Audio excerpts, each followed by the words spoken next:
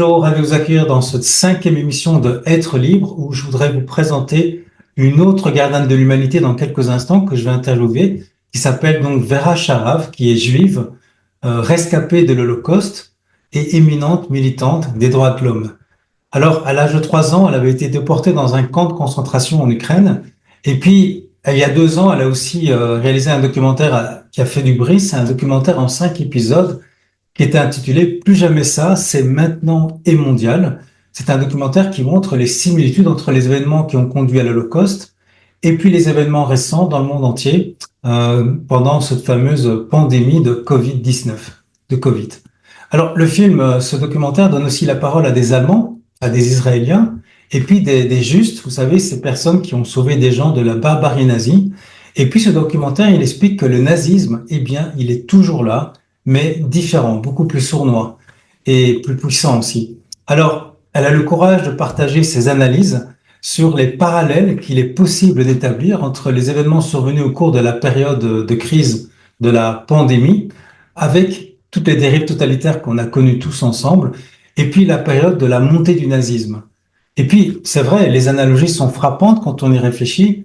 D'abord, la censure, vous vous souvenez, moi personnellement, j'ai eu plein de censures de mes vidéos. J'ai eu 6 vidéos censurées, beaucoup de posts, c'est connu, il y a eu beaucoup de gens censurés. La propagande, évidemment, qui était relayée par les médias, la manipulation de la peur à la télévision. Alors, les braves gens qui ont fait du zèle, qui sont devenus intolérants. Alors, à l'époque, dans les années 40, c'était contre les juifs, contre les impurs, pour la délation. Et puis là, ça a été les non-vaccinés. La stigmatisation, l'exclusion. Rappelez-vous, on ne pouvait plus voyager, on ne pouvait plus aller au restaurant, on ne pouvait plus, si on n'avait pas ce fameux pass, comme du temps des nazis, il fallait un pass, sinon on était un sous-citoyen. Et puis tous ces mensonges. Et puis il faut savoir que du temps, pendant la guerre, là, avec les juifs, les juifs étaient aussi dénigrés, pour des raisons sanitaires, pour des arguments sanitaires, accusés de transmettre des poux ou du typhus. Et donc, le ghetto devenait une mesure d'hygiène. Alors, Vera Sharav, vous allez voir, elle n'a pas sa langue dans sa poche. Elle a aussi créé, il y a longtemps maintenant, le Human Research Protection Alliance. Donc, c'est l'alliance pour la protection médicale dans la recherche, pour la protection dans la recherche biomédicale. Et c'est là qu'elle milite vraiment pour une vraie éthique biomédicale. Alors, elle s'est illustrée, vous vous en doutez, pour son fervent militantisme contre les pratiques illicites et frauduleuses de l'industrie pharmaceutique, et elles sont nombreuses. Elle a aussi dénoncé les liens évidents entre autisme et vaccination. Et vous allez le voir, pour tout ça, elle se base beaucoup sur le code de Nuremberg. Rappelez-vous que pendant la crise de cette pandémie, il y avait un arsenal législatif qui était complètement liberticide, qui violait complètement le consentement libre et éclairé. Et ça, c'est évidemment en parfaite opposition avec le code de Nuremberg. Et donc, elle a pu dire notamment pour l'anniversaire des 75 ans du procès de Nuremberg, où elle était sur place, et je vais citer, elle a dit ceci, du temps d'Hitler, ce sont surtout les Juifs qui étaient diabolisés en tant que propagateurs de maladies infectieuses. Aujourd'hui, ce sont les résistants à l'obligation vaccinale et au passeport vaccinal. Alors, vous vous en doutez que quand elle a dit ça, ça a fait du bruit. Et donc, je suis très, très fier de pouvoir l'interviewer. Elle représente pour moi, au même titre, je dirais, que Julian Assange, une résistante des plus courageuses et des plus emblématiques que nous avons actuellement, avec toute une dimension historique à connaître absolument. Et donc, je suis très fier qu'elle ait accepté mon invitation pour ce court entretien que voici tout de suite. Hello, Vera. Hello. Can you hear me? Yes, I can hear you. I'm so happy to see you. It's an honor for me to see you, really, face to face. These are rough times, though. Yes. And I will make an introduction of you, your history for the French people, and then I will put this interview. And you just tell me now it's a rough time. I would like to know what do you think is the most difficult at the moment. If you can start with that, if it's okay for you. Genocide. Yes. Wow, you're very clear. Yes. I'm very clear. I have to be very clear. And I ran into something yesterday, which is why I sent you the newsletter. We do it very cursory. Because I'm starting to get attacked. Yes, I'm not surprised, yes. And, so be it. If I don't speak out, then who will? Yes, that's right. It's very courageous, but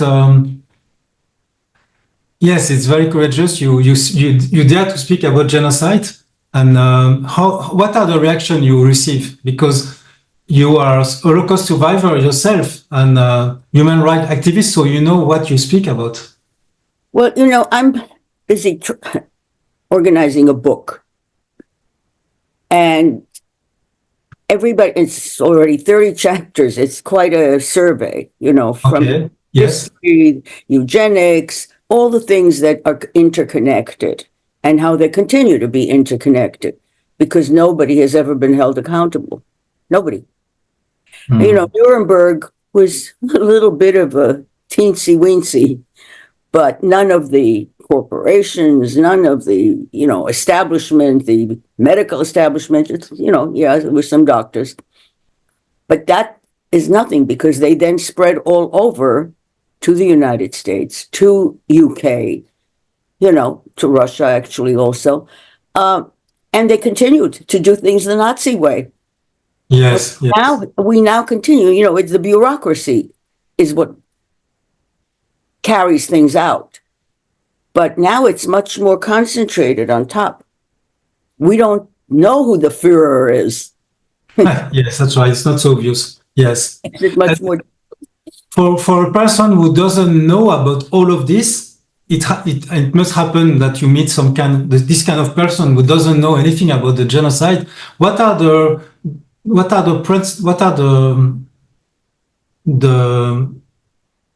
how to say in English, the things you say to explain them there is a genocide now? Well, I talk about, the weaponization of medicine. Yes. And COVID, we have seen that in, major way. Now it's starting to sort of sneak out. Oh, this wasn't right. But none of that just happened. All those things were policies that were set, and people need to understand that the leaders of the Western world, right, the democracies, they want population reduction. This is about genocide, and we're next. If we allow Gaza to go on like that, yes, next stop could be anywhere. And yes. the fact that the world isn't, nobody's doing anything. That's what enrages me. Nobody is doing anything, just as they didn't do in the 30s and 40s, especially in the 40s. Nobody did anything. And now they're again not doing anything. It's as if that's another race, another species, animals, yeah? I hear those kind of expressions. That's exactly what the Nazis said about Jews. Yes, we could say there is two genocide at the moment. There is a genocide in Gaza and the medical genocide as well, with the person who died from the COVID so-called vaccine. Exactly. That's right. It's a multi-pronged attack. It's all technology. Think about it. And all technology now is geared toward murder, to killing. It's not we were sold that the iPhone and the computer and all that was for our convenience and to communicate with people. Yeah, that's a small part, but really it's about surveillance. It's about being able to lock you up. Do you think we can still use the word nazism for what's happening now? Is it like nazism, or is it different? It's the same idea. I have tried to say, look, Nazism does not mean just German. No. Yeah, of course. Yes. And that's what we see. And we were taught as if it was the Nazis, the Germany, and the Soviets, right? Stalin and all that. Yes. But no, we're the ones doing it now. We're the ones running the wars. We're the ones, it started with Napalm in Vietnam and all that, and it just keeps going. The weapons are more and more murderous, really. They take in bigger swaths of people and buildings and everything. So it's very, we've allowed it to run amok. There are no real regulations, nothing. And what are all those chemtrails in the sky? Yes. Not for our, not for our health. Sure. You created the Alliance for Human Research Protection, which are doing a lot of actions to protect, especially children, from the so-called science, which is not ethical at all at the moment. Yeah, that's right. Which is the most what is the most challenging for you at the moment? To wake people up. Yes, it's always that. Yes, always that. Wake people up. But but it's very interesting. The people who are unreachable, who are absolute, yes, they're the ones who went to university the longest. Okay. They've been indoctrinated not to question authority. Again, that's like the Nazis. You do not question authority. Whereas those with lesser time at the universities, yes, they're awake. They're awake. It's very funny. Yesterday this is just, in conversation. Yes. On Friday, something happened to me. I needed to add money to the Metro card. Actually, in the end, I didn't really need to, but I thought I did. And I wanted to take a bus. I had to go down to the subway to ATM. And guess what? The machine swallowed my credit card, my American credit. Yes. And there was nothing. And there was nobody there. No, because they're getting rid of people who used to give you change and all that. Yes. No more. And anyway, so yesterday I had to take the subway for somewhere, and I saw there was an agent. So I walked over and I told her the story, and she was horrified. She said, "Oh, that's terrible. Did you stop it and all that?" I said, "Yes, I went through all that. It was very aggravating." And that's all. 2 hours later, I came back in the street, and all of a sudden, this young woman, and she's a young Black woman, young, about 30. She sees me. She's, "Oh, you're here again. Oh, you look so beautiful. You're so this, you're that." And the next thing I know, we were talking, and I said something about, well, you don't believe that. And she looks at me. She says, "You mean I knew it." She hugs me. She says, "I love you. Absolutely." She says, "Everybody's brain dead." She said, "What's going on here? Everybody's brain dead. They're watching the television all the time." Yeah. Do you see a difference now than during the COVID, before the COVID, and now? Do you see a difference in the consciousness people have about totalitarian things coming out? She said it doesn't make sense. She understands it. And she said during COVID, we weren't allowed, no more money. You weren't allowed to take money. And she said it made sense. You see, she understood. She puts two and two together. She recognized. And she said, "What's the matter with these people? They don't think at all." So we're best of friends now. I gave her, and I told her to watch my film, the Never Again is now global. And she's going to, I know that. She is very interested. And she even said, "I want to listen to other doctors and scientists, not the ones they tell me to." You see what I mean? Real intelligence. People have intelligence innate. If you suppress it, with this education, think about education today compared to really. You see that geniuses, really, they had a wide scope of education. They studied science, they studied language, they studied art, they studied music. It was, so they looked at the whole world. They had a Weltanschauung, and that's gone. Now it's each discipline is in a tunnel. Yes. But don't you think people learn from the psycho-pandemic of fear? Many people saw that there are a lot of manipulation. And don't you think that there is a more consciousness now than 4 years ago? Well, I think, look, the tide is waking up, clearly. Okay. But it's not a stampede yet. It's not a tsunami of, where people say, we won't obey. That's what we need. We need people on the ground to say, no, we won't obey. People need to understand that they really don't have power without the public obedience. Obedience is what gives them power. Yes. And, it's been going on. For example, children are now sort of the property of the state. Parents no longer have the right to decide. Yes. In France as well. In France a lot. Yeah. And I know in France, because I have a good friend in Paris, she told me now, they're handing out vocabulary, what you're allowed to say and what not. Yes. Why do you need that? Yeah, that's right. That's why it's incredible. And by the way, this black woman, she said to me, and God damn it, this was her words, and God damn it, all this racism, this is nonsense. Mm. You see what I mean? It just shows person to person, individuals. That's what we're supposed to relate to.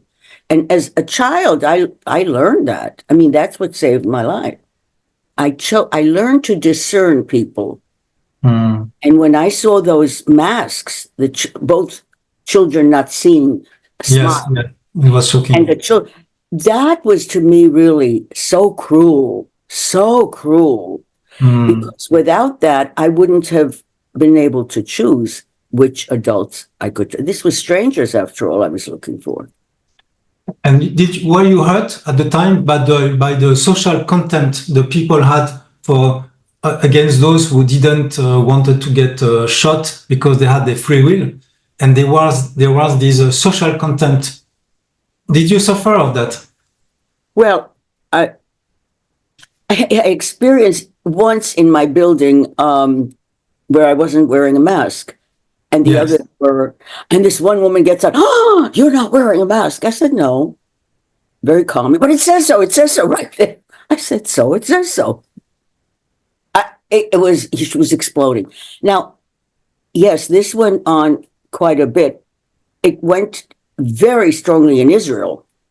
Yes, I saw the time when I learned about you, the first time I discovered you, it's your speech about what's happening in Israel. It was terrible in Israel. I was so surprised. Yes, and in other words, this obedience is disobedience. Yes, obedience and also fear. The Israelis are truly, it is pathological.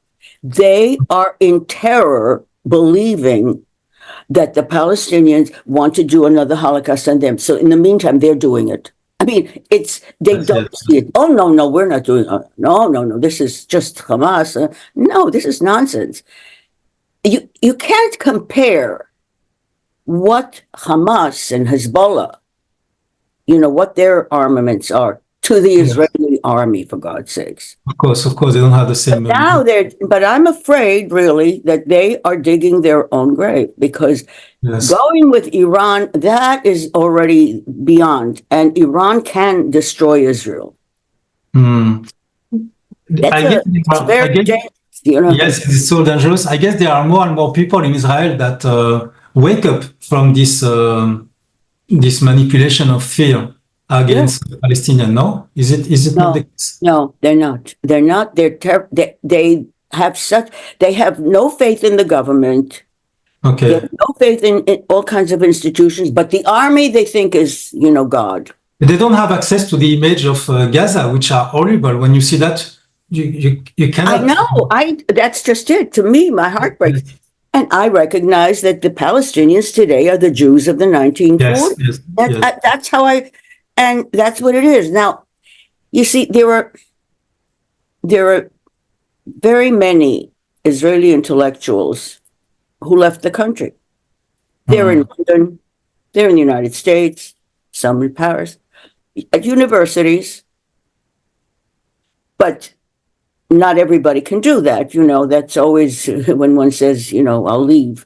Not everyone has, another position waiting for them, but these do. And they're writing, and they're very, very militant about the Palestinians. That's really the reason that they couldn't stay within the academic environment in Israel.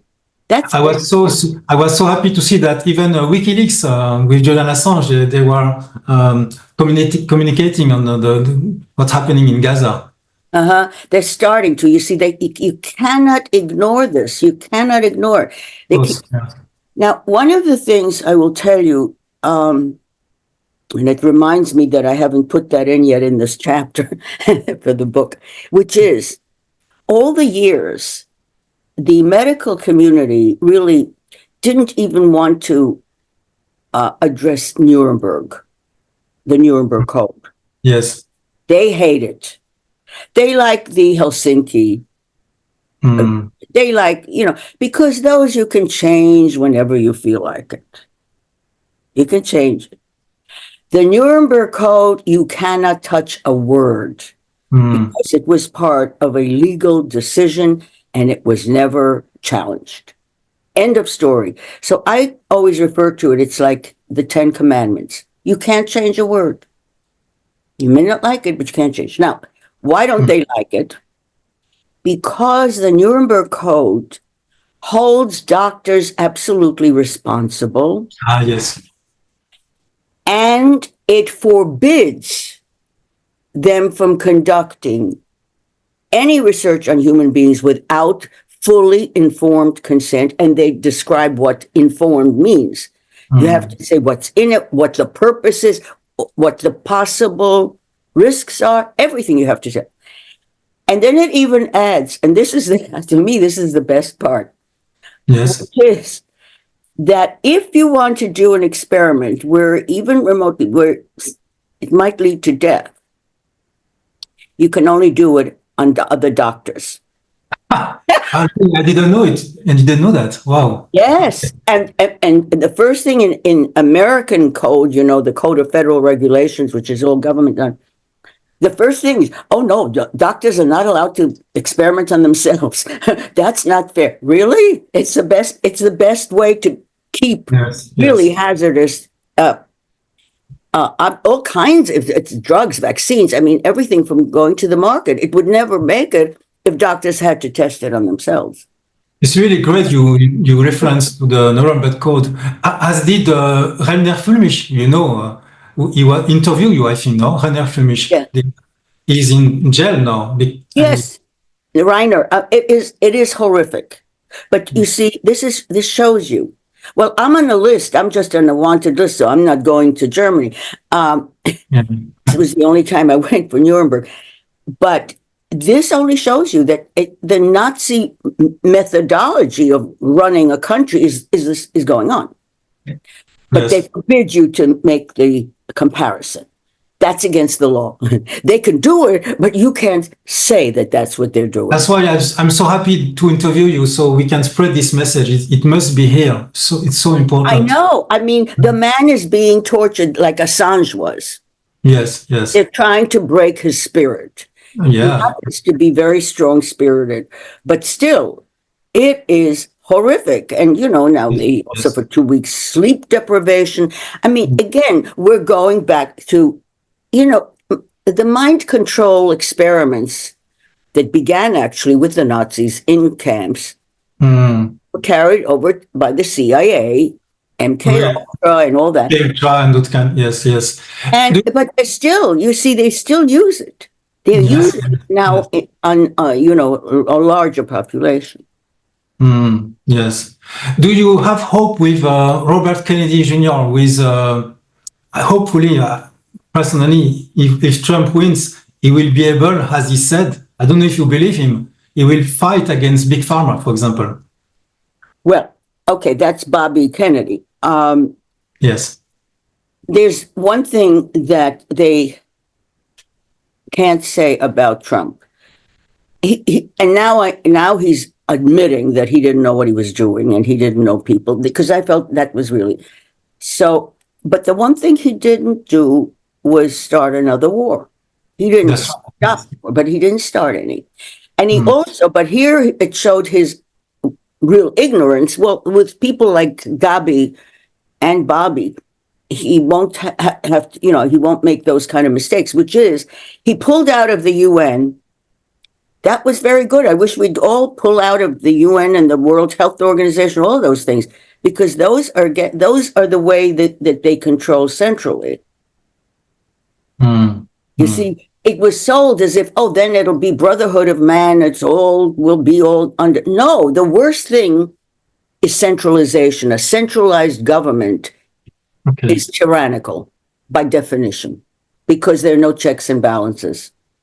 That was the genius of the founding fathers of America. United States, with the checks and balances, that was brilliant, but it's not working. Right now, it's totally defunct. That's the problem.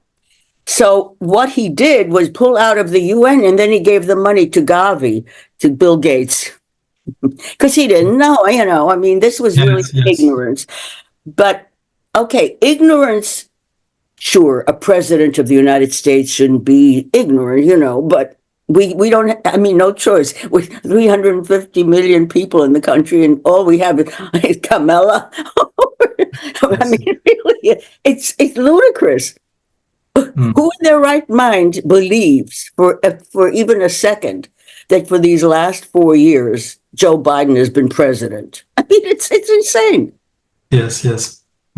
So do you have some hope with him? I don't know. It's difficult to say. Look, what people, what people are very concerned about is whether anybody has really a free hand, whether this cabal, whoever they are at the top, they have all kinds of blackmail material. That's what they use to hold people in line. Yes. And look, until recently, I didn't want to believe about, child sacrifice, sexual abuse. I really didn't want, but hey, it's real, and it's spread much more. It's I mean, they went after Epstein, but that's just one, there's just one going on from the top. And interesting, again, who is doing that? It's only the top. It's not the plumbers. It's not the engineer. Yes. You see, in other words, those who are ruling things, those who are running the universe, they have no human empathy at all. Psychopaths, sociopath, yes. And the biggest obstacle for a free world is obedience, as you said. And behind obedience, there is fear. You said fear. Fear. Do you agree that fear is the worst enemy of human species? It cripples you. It just, you can't move. If you see a deer, in the lights, that's fear. Yes. It's so frozen. You taught a lot about this. You bring a lot of solutions, systemic solutions, but for fear as individual, what could be the best solutions to free us from fear? You know what? Tell me. Parody. Yes. That's what's making fun. Charlie Chaplin. Yes. Yes. See? And they can't take it. And we don't have anybody. We don't have comedians social critic comedians. That's what we need.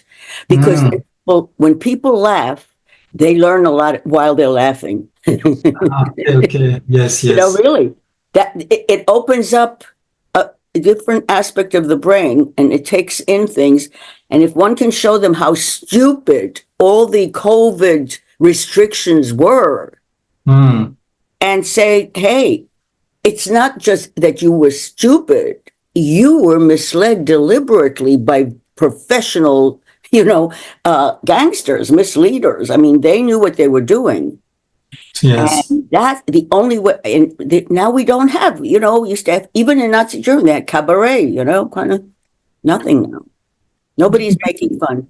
Do you think you can forgive to the person who follow orders, who are obedient? Can you forgive them or not? Because they have an impact on it continues because they are obedient. So, well, everybody's obedient. But, the media is totally sold out. The film industry, everything. It's all marching, in lockstep, which was, the Rockefeller Foundation book from 2010. they lay it out. That's the other thing. If people would read just Klaus Schwab and the World Economic Forum, it's all written what they want to do. Yes, that's right. It's written. Explain to you the Great Reset, the New World Order, which they've been talking. New World Order is not a new phrase from way back. Mm. And he told you, you will own nothing, but you'll be happy. Yes, he yes. didn't say we will own. It's clear. Yes, yes, not That's them. very important. People need to say, hey, why not you? Yeah, yes, that's right. And so my question was about the person who force you to wear a mask, to inject their children. Do you think it's possible to forgive them or not? No, I'm not, no, I don't turn the other cheek. Remember, I'm Jewish. I don't turn the other cheek. Oh, you don't do that? No, the only way to stop it is absolutely to hold accountable, and they've got to be destroyed because these people are really not, they're not like human beings. Mm-hmm. They are devoid. Once they start with all the, sexual abuse of children. Yeah, I will speak about all that, forget it. They are, Yeah. But this is now, look, if you remember when Trump ran the first time in 2016 and when he made it, yes. the thing that they did, that Hillary cooked up, was Russia, that they have things on him sexually and that he did blah, blah, blah, blah, blah. And it never materialized. But they know how effective that is. And they, paid for a phony report that told them, oh, yeah, Trump had, and you see, it was all nonsense. So it shows you that this is very important. Blackmail of politicians and of leaders. They have to have material on them. Mm-hmm. So it's, and look at the lengths that they went to keep the Epstein's book, the Black Book, out of. See, that's the thing that matters. It's not he. Did you see the meme of Elon Musk who make a funny picture with the people from the Epstein book? We don't know the client. The people, yeah. Duffy, we don't know the client as well. Uh-huh. And they're all voting for Kamala Harris, these people. Of course. Of course. Well, of course, it's one disgusting part. No, really, it's totally, in a sense, it's Sodom and Gomorrah. I mean, there are no standards. It is totally not human. Yes. So would you agree if it's possible, let's imagine that we could have a debate with you and Dr. Fauci. Would you accept it or not? Oh, yeah, sure. I'd ask him just a couple of questions. Right now, I'm sure he will say, oh, well, yeah, I was a little wrong with the, with the AIDS children, it was a mistake. We were all afraid of AIDS. We were so afraid and all that. Yeah. That's the way the double talk will just start. But no, these people have to be put out. And the public needs to see that those who committed these crimes. Yes. So do you have anger on them? Anger? Yeah, well, I mean, look, it's those who have done this horrific thing. Look at what's going on. I mean, I'm sure it's the same in Paris, in New York. I mean, all those small shops, all those small business, gone. Yes. Gone. It was a transference of wealth, of huge wealth. That was the purpose, where only essential. Now, here again, what does it mean only essential workers were allowed to go? So who were the essential workers? The maids, the ones, but essential and non-essential is Übermensch and Untermensch. It really, the refrains, all those symbols are right there, just a little different name. And Vera, you are full of energy, and I wonder what is your inspiration. Do you have a model or philosophy or religion? I don't know, or model of inspiration with you? I'm telling you that I really know. one of the things that has happened, and it's happened to many people during COVID, we lost a lot of friends. I don't mean a death, but the other way around. Those who, we don't want to talk about it. We don't want to talk about anything negative, right? We don't want to hear. And so after a while, if you don't want to talk about that, and since that's the whole thing that's going on and is important, then there's nothing to talk about. What are you going to talk about? Mm-hmm. So, but at the same time, I now have a really close, largish circle of friends. They're all, half my age. But I do. I mean, people who really care, where I started to use, before we didn't use so much love, to say, oh, I love you, I love you. Now it's every, so one basks in friendship. Okay. And did you lose some friends as well during this year? Actually, if you want to know the truth, no, because I'm tethered to the damn computer because of this book. And it's bad because I used to take a several mile walk in the morning, and now I don't do it. I start right away with this stupid thing. Okay. So you have projects. You still have a lot of projects. It's a project, yeah, because part of it, look, I am in a unique position. Even though I'll be bashed, and I had something yesterday, but nevertheless, if I have a right to speak about what the Holocaust victims wanted. And they wanted the world to know, and they're the ones who wanted the world to know so that it would not happen again. Yes, that's right. And the ones that are betraying them are not just, Germany, but it's the Zionists who are controlling the narrative, what you're allowed to say, what you're not. That is the opposite of Judaism anyway, because the joke used to be you have 3 Jews and 5 opinions, because Jews always argued. And that's a good thing. You see that? But now you're not allowed to, right? Now it's got to be single. Okay. My last question, almost last. Let's say we can, we succeed to overcome this crisis and put in jail all these responsible of this genocide. How could we prevent that it start again in the future? How can we really learn from a mistake? What must we do in order for that? First of all, to know not to defer to authority, not to say, let them decide. No, you have to be a responsible adult. As an adult, you have to make decisions. You have to make decisions for your children. Mm.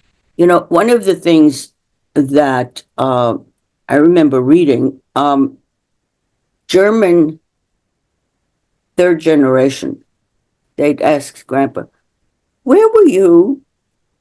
Where were you? That's a tough one, huh? Yes.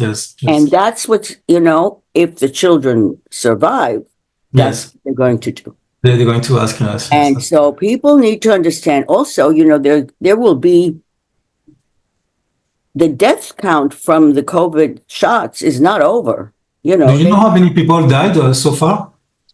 Oh God, it's many millions. I mean, nobody counts. Nobody wants to really count. There are different estimates, but it's going on. It keeps on going. Yes. Cancers are growing. And I mean, it is horrific.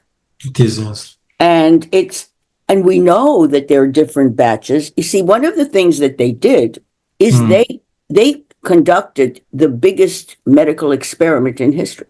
Yes. Without any control at all. But they knew which batch had what. The batches vary. Some are placebo. That's for the favored, Yes. Say, oh, see, I'm taking it. Yeah, the politicians. You're taking a placebo. But they realized it was really very cunning. So people couldn't recognize. In other words, sometimes this one died, sometimes someplace. Yes. That way, it kept it from people immediately realizing. Because if they would have seen a whole hospital go. Yes, very clever. Machiavellic. It's Machiavellic. So Yes. it takes real evil to think this up, to plan this, to carry it out. Now, one of the things about those who carry out, they, just like some of the Israelis who don't, oh no, we're not doing genocide. How could you say that? They distance, they just do their part. And this was described a great deal also about how it went in the Nazi machinery. Every bureaucrat had his job to do. Yes, yes, that's right. The train conductor had his job Yes, to do, and each yes, one did it, and they knew where it was going. They all knew, sure. but they weren't responsible, right? And that's in Yes, a yes, sense what Eichmann said it is true. I mean, I didn't kill anybody. I just, I just sent an order. I mean, this is called, it's not even, for people not to notice it is willful ignorance. And I have no patience with willfully ignorant people. Okay, I okay. can understand people who are uneducated, who don't know. That's okay. I mean, Okay, but okay. willful ignorance where you don't want to know, Mm. that's a sin. Do you believe you will see this recognition of this genocide, vaccinal genocide? I am hoping that people will, wake up. I mean, one of the, it's interesting that different nationalities are different. In the United States, we don't have, for some reason, big demonstrations. Ah, okay, We okay. don't. The whole time of this, and yet we've got a lot of people, especially in the middle country Yes, and among the blue collar workers, okay, okay. technicians, Yes, yes, yes. plumbers, all kinds of people, working people. They got it. And I've heard it from so many, just in an individual way, they had to come up to fix a sink or something. And they said, oh, right away, that. So I said, you don't have to do it for me. I'm not wearing that. Oh, okay. And then they say, oh, that hoax. Bingo. That Ah, okay, hoax. yes, They understood it. It made yes, more yes. sense. And that's why I told you before that I really attribute that ordinary people have to make decisions all the time. They don't have a protocol the way doctors have a protocol, scientists they must follow the protocol. You don't. Today, doctors are really, they don't want you to make any decisions. You have to follow what we've decided up there, Yes, how yes. we handle this, how we handle that, and don't ask any questions. Don't use your judgment. Don't use your professional judgment. Okay, Vera, my last question now. Thank you very much for your time. You were born in 1937, if I'm right. Do you have a kind of secret for your energy? Because you have a lot of positive energy, vitality. How do you do that? I learn something every day. I learn Okay. something new every day. Okay. I'm open to learn. Your Yeah. brain is young, is always learning. Yeah, except that I forget names. But I always forgot names. No, it's true. In school, in history and all that, I never paid attention to the names and dates. I paid attention to the ideas, that what was going on behind, but I was always bad about the dates and names. So I guess I sort of don't pay attention to that. But it's sometimes really embarrassing because I forget names. I'm lucky that way that that young people want to hear me, they want to talk to me. They want to listen to me. Well, once upon a time that used to be, children used to love to hear grandparents tell stories Yes, about yes. their lives. Children loved their grandparents for that reason. They told the stories and they made them feel totally at ease, all love. No, don't do this. No, you can't. No, grandparents never do that. So, and that's missing now. People don't live near grandparents. Everybody's Yes. scared. A lot of the modernity destroyed family ties. Yes, that's right. Yes. Well, what I can say is that I feel love for you, even if I don't know you so well, but I know your actions. I have a lot of admiration. And I want to thank you for this interview, Vera. It was very nice. And to see your smile, very human, actually, very touching. Thank you very much. If you don't know the dark past, then you're going to repeat it. Yeah, okay, that's great, this sentence. It's resume, it's summarized. That's why you have to know it. You have to know so that you are prepared to prevent it, to stop it. Thank you. Thank you for this message. It's very clear. It's full of hope also. Yes, it's really nice. Up to us. I mean, really, humanity lives or dies based on our determination not to let them ruin the world. Yeah, and I'm very happy to have this interview. Okay. Thank you very much. Okay, thank you. Thank you.